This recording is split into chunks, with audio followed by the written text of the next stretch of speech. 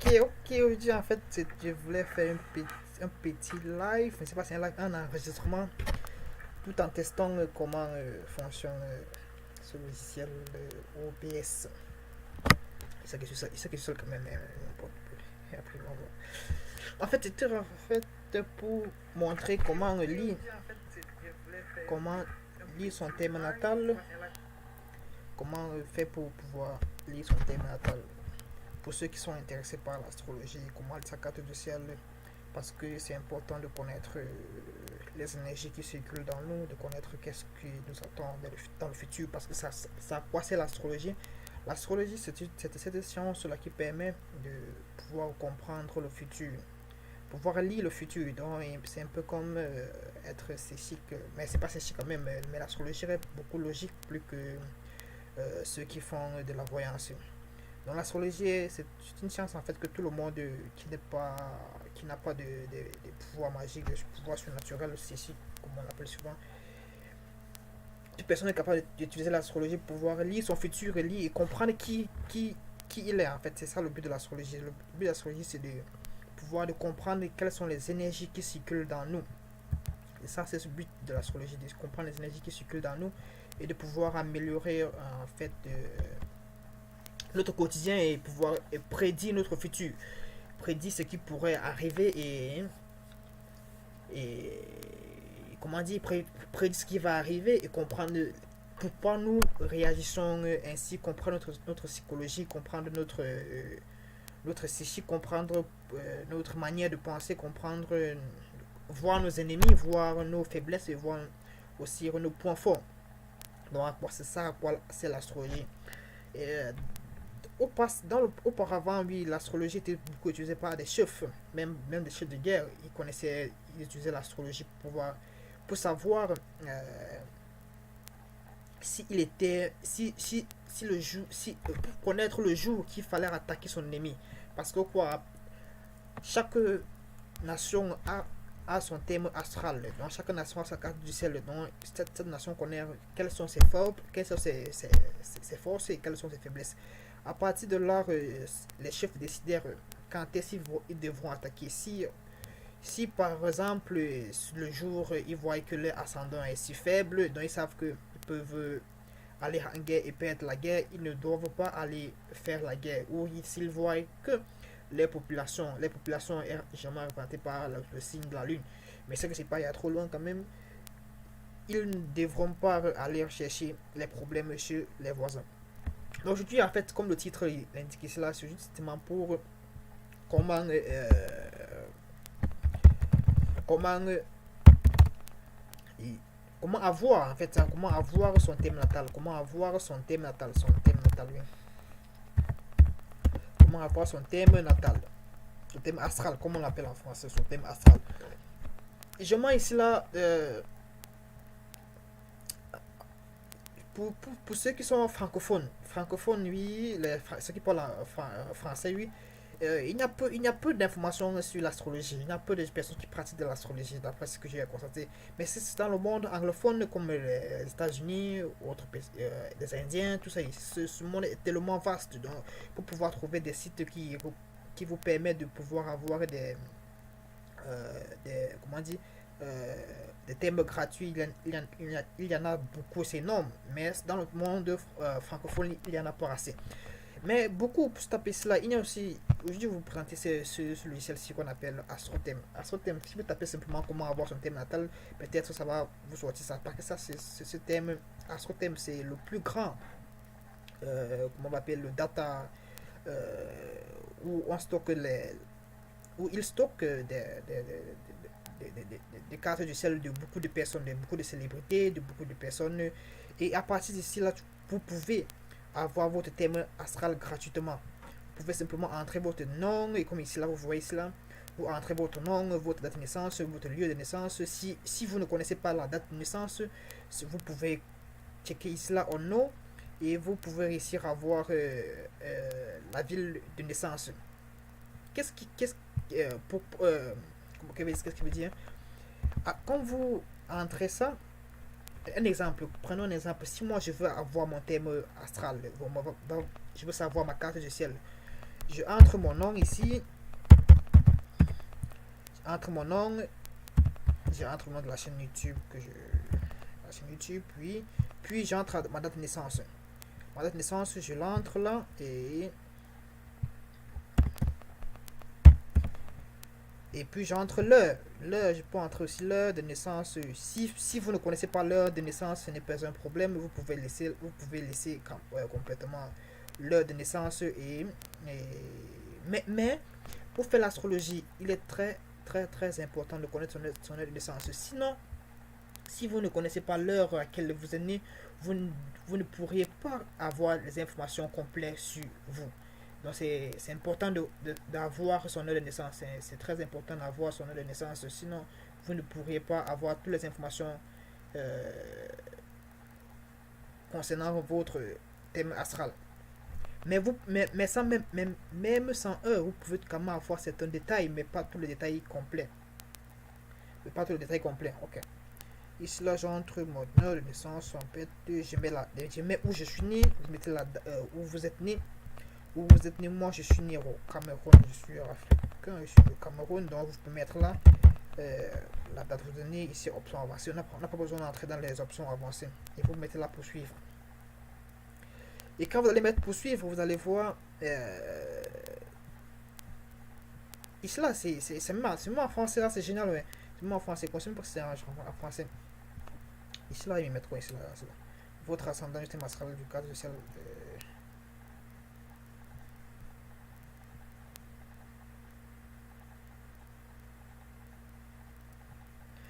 La ville de naissance n'était pas bonne. Il faut écrire en fait une bonne la ville de naissance. Peut-être ils ne connaissent pas ma ville de naissance. Oui, peut-être parfois ça arrive comme c'est là. Moi, je vais écrire en généralité. Je ne dois pas écrire vraiment où je suis né. Je vais écrire au Cameroun alors. Je vais écrire alors. Ok, quand je mets là, oui, ça sort au Cameroun. Au moins, ça commence au Cameroun là. Là, je rentre ici là. Oui, et là, ça va me donner mon thème astral, je pense, oui. On me demande de confirmer, oui, je confirme, 1er décembre 1994, oui. Là, ça va me donner mon thème astral. Et là, ici, ils me disent que oui, je suis du signe du Sagittaire, oui, et tout, blablabla. Là, vous pouvez lire. En fait, cette vidéo, c'était pas tellement pour pouvoir entrer dans l'astrologie. En fait, c'était pour permettre, pour montrer à ceux qui sont intéressés de, de savoir comment faire pour chercher les thèmes astral et pouvoir l'interpréter eux-mêmes. Parce que c'est un grand business l'astrologie aujourd'hui. Voici ici là mon thème astral. À partir de ça, je peux maintenant savoir quelles sont les énergies qui sont dans moi, quelles sont mes faiblesses, qui sont mes ennemis, qu'est-ce que je devrais faire pour pouvoir réussir dans la vie, comment... il y a tellement d'informations ici là qui sont ici à partir de ce simple graphe que vous voyez cela, parce que ce sont des calculs mathématiques, la position du soleil, la position de la lune, tout ça, c'est une mathématique derrière cela. Donc ici là, voici comment on fait pour avoir son thème natal. Et aujourd'hui, en fait, ce que je voulais montrer aujourd'hui, c'est montrer comment déchiffrer les parties de son thème natal. Mais ça, c'est que ce n'est pas tellement si clair, mais nous pouvons voir, je vais essayer de faire un peu ça plus facile. Et de voir comment identifier les éléments de son thème natal. Ici là, nous avons ici là, le soleil. Le soleil ici là. Le soleil, si vous cliquez, ce qui me plairait avec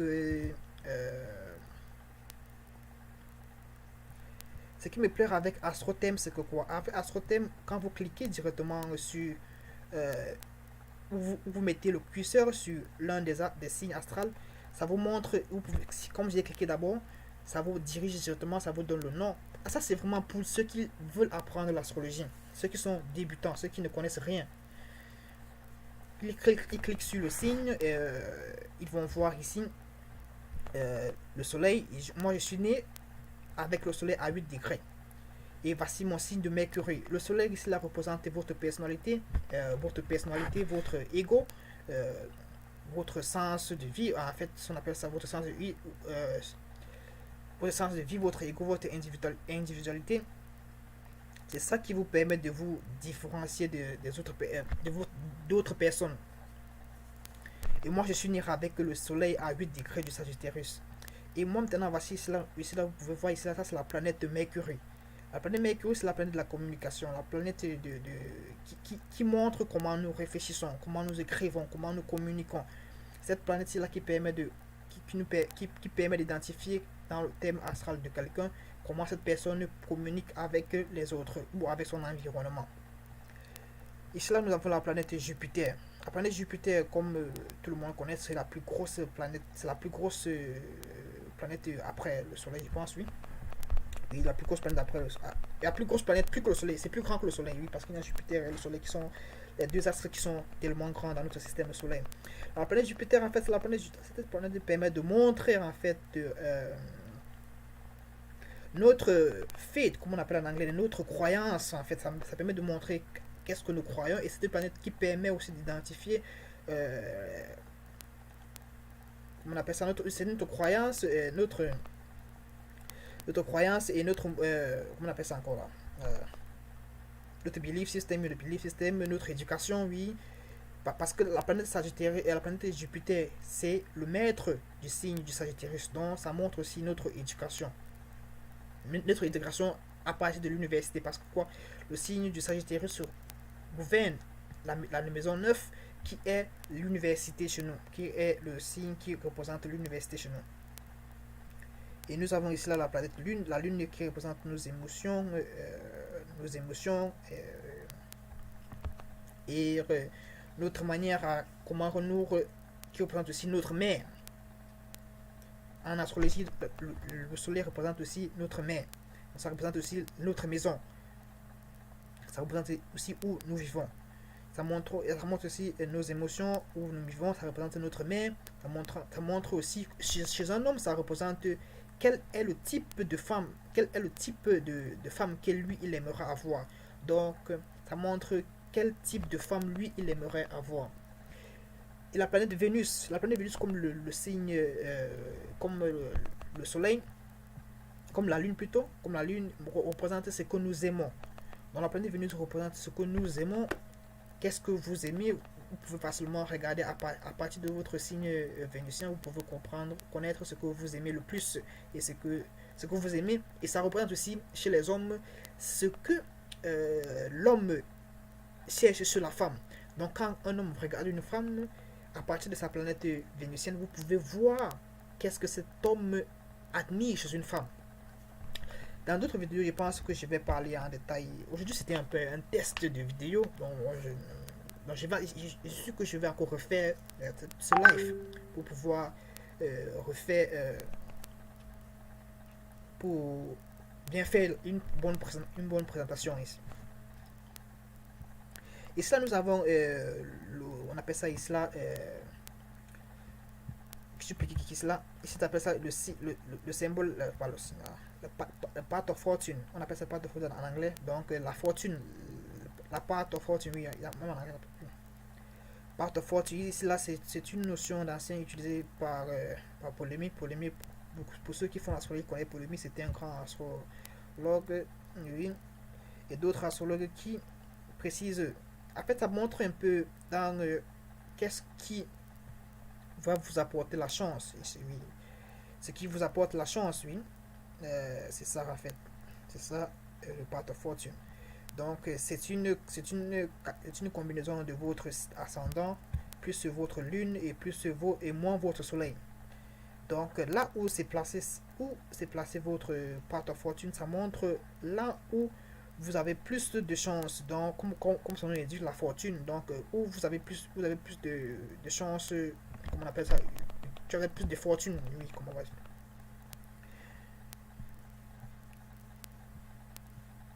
Et maintenant, rentrons encore pour continuer, et là,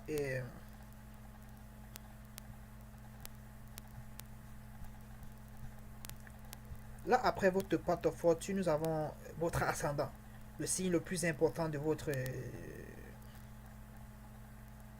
horoscope, c'est votre ascendant. Parce que c'est votre ascendant qui montre la direction dans laquelle votre âme veut aller, dans la direction où votre âme veut aller. Comme par exemple, moi je suis un Virgo ascendant. Donc c'est pour ça qu'il ne faut jamais juger l'astrologie avec votre signe solaire. Parce que votre signe solaire, à lui seul, ne montre qu'une petite partie de votre âme, de votre signe, de votre thème astral. Comme moi, je suis un Sagittaire, mais je suis Sagittaire à 8 degrés. La 8 degrés, c'est déjà différent. Donc, rien que 8 degrés pas différencier du Sagittaire qui est né avec le soleil à 9 degrés, ou celui qui est né à 10 degrés, et ainsi de suite. Ici, nous avons ici la planète Mars. La planète Mars, c'est un peu, ça montre notre drive, votre manière d'agir, votre manière de votre agression, votre passion, oui. Donc, c'est cette planète qui montre comment vous êtes passionné, cette agression que vous avez en vous. En fait, cette planète est représentée par la planète Mars. Vos ambitions, parce que cette planète, c'est encore le maître du signe du Scorpio qui roule la passion. Donc, ceci représente aussi la passion. Et c'est encore le maître du signe on appelle ça quoi, la vie. On appelle ça quoi, la balance. Pas la balance, Aris. On appelle ça libre. Je sais pas, on appelle ça en français. Je sais pas, moi j'ai trop appris l'anglais. Donc, j'ai oublié comment on appelle ça. Aris, quoi encore là? Aris, le bélier, oui, le bélier, oui, le bélier. C'est le signe qui gouverne le bélier. Pour moi, ça gouverne ma maison 7. Et quand ça gouverne ma maison 7, c'est dans ma maison 7. Dans mon subconscient, moi, je cherche à avoir en fait, une femme qui est beaucoup de type Aries, une femme qui est beaucoup agressive, qui est beaucoup indépendante. C'est ce que j'ai dans mon subconscient. Et, et c'est aussi le maître du signe de Vénusien. Donc, j'aime cette femme qui est passionnée par ce qu'elle fait. Donc, un peu tout de suite. En fait, dans d'autres vidéos où on va pouvoir voir plus ça en détail. Ici, là, nous avons le signe du la planète Saturne. La planète Saturne qui représente généralement notre grand-père. Oui, notre grand-père. Donc, tout ce qui est vieux. Et c'est le signe qui gouverne le Capricorne.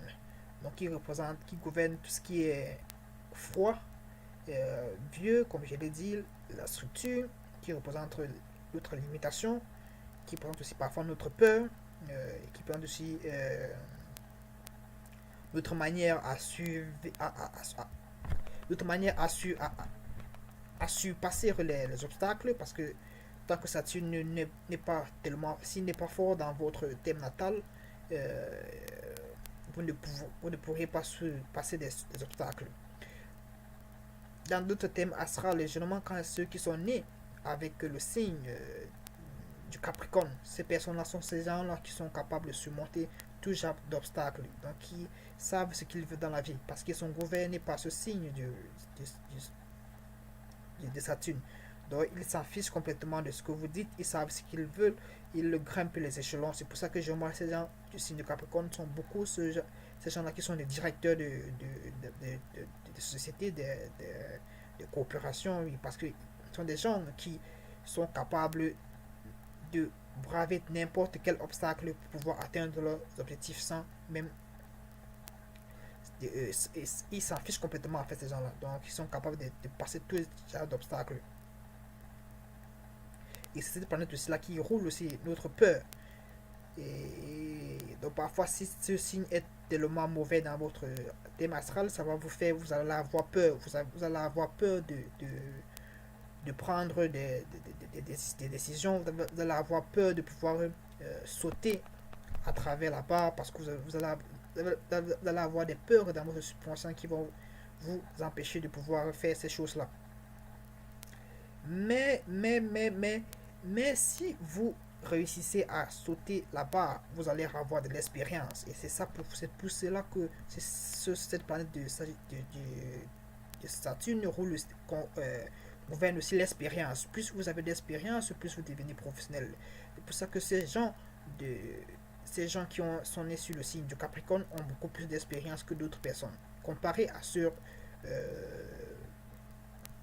de Aris, du bélier, oui. Parce que le bélier, lui, il est tellement, c'est un signe de feu, parce qu'il est pas vite, il est rapide, il veut vite arriver à la destination.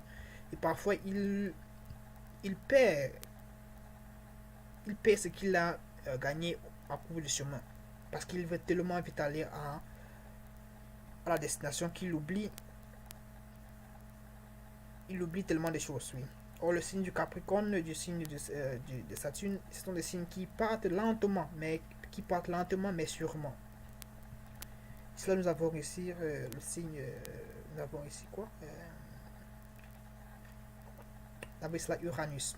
Uranus, c'est la planète de l'individualité, la planète du changement, du brusque changement, la planète c'est cette planète qui gouverne tout ce qui est comme électricité, parce que c'est le maître du signe de l'aquarium, qu'on appelle ça le Verseau.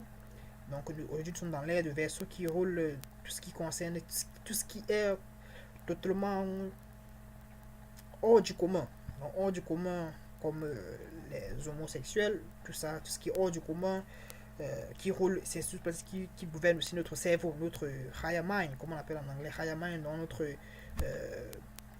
cerveau supérieur.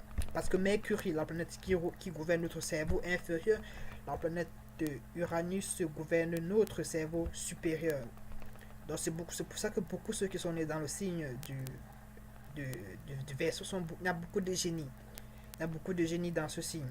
Donc quand un enfant est né dans ce signe, et que sa planète qui le gouverne, la planète Uranus, est bien placée et a des bons aspects venant d'autres planètes, ces enfants sont généralement des génies.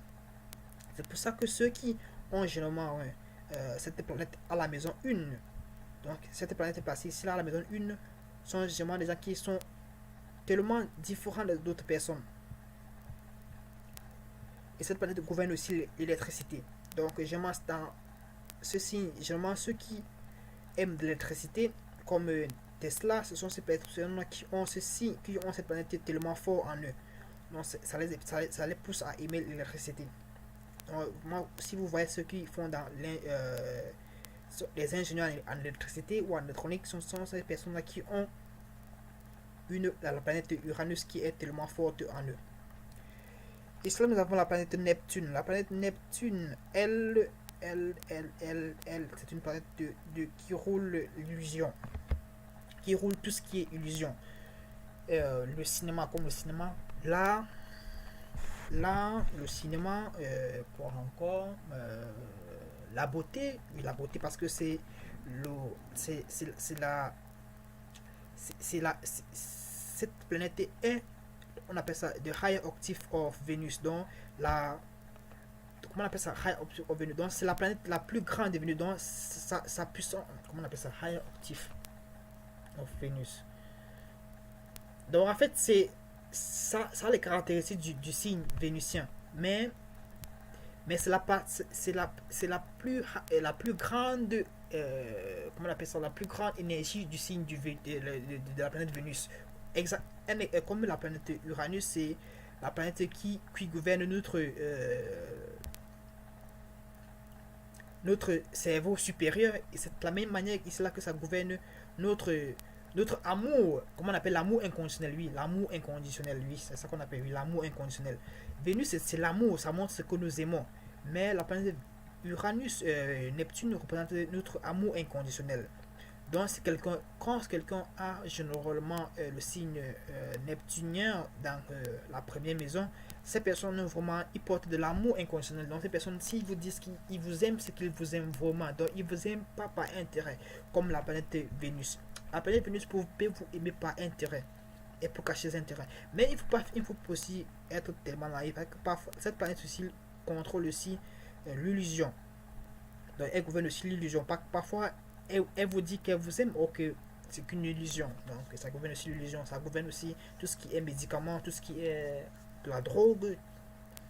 Donc je remarque ceux qui ont tellement une forte énergie neptunienne dans eux, ce sont les gens qui sont tellement addictifs à la drogue.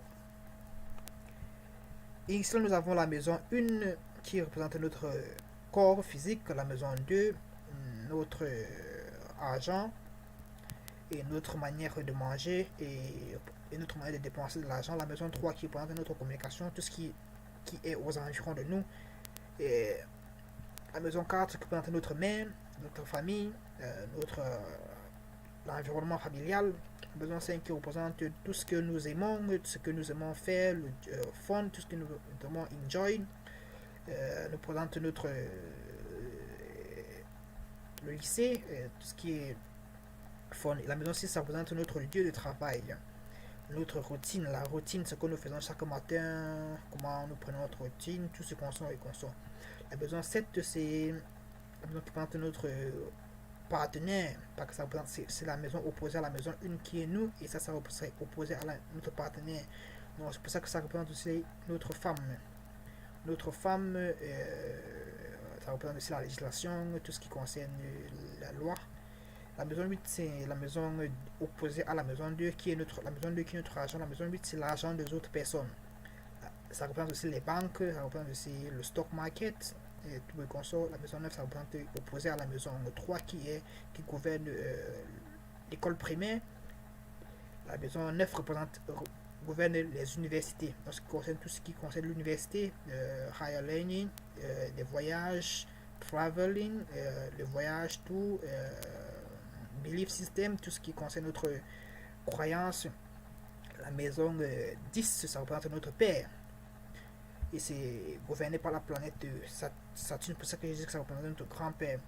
Ça représente aussi notre statut, c'est le point le plus haut. C'est jamais ceux qui sont nés avec le soleil à ce point ici là, sont ces gens là qui en eux veulent atteindre ce point le plus haut, parce que à 12h, entre 10h et 13h, le soleil est entre ces 3 points, le soleil est au plus haut sommet. Ça représente le statut, notre statut social, cette partie de nous qui veut être vue. La maison 11, ça représente nos amis, tout ce qui part à la retraite, parce que c'est opposé à la maison 6, ça représente opposé à la maison 5 plutôt. Ça représente nos amis. Ça représente nos wish, c'est ce que nous désirons dans la vie, ce que notre esprit désire. La maison 12, ça représente far away country, donc ça représente tout ce qui est loin. Donc c'est extérieur à la maison, c'est Trigon plutôt. Trigon, pas Trigon, c'est quoi la maison 9? Ça représente encore tout ce que est caché de nous, parce que c'est gouverné par la maison, parce que c'est gouverné par tout ce qui est caché, tout ce qui est invisible, qu'on appelle ça, je m'en dis que ça représente notre talent caché. Notre talent caché. Donc, si vous connaissez vos talents cachés, vous venez ici là. Par exemple, comme moi, j'ai ici là, j'ai Max, ici là, caché ici là. Je suis une personne qui ignore. Donc, mon agression est tellement cachée. Donc, je ne montre pas mon agression. Je ne montre pas ce drive. Donc, je cache ça. Donc, mais je cache. Mais un jour, ça va finir par bombarder. Ça va faire mal, ouais. En fait, c'était en fait ce bref.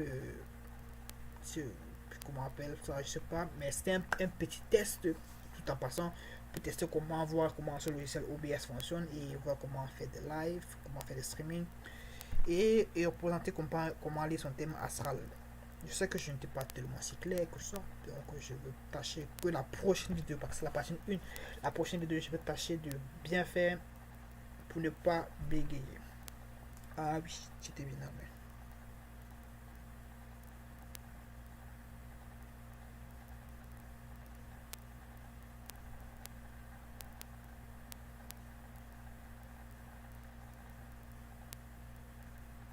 Ah, je dois arrêter la vidéo, ok.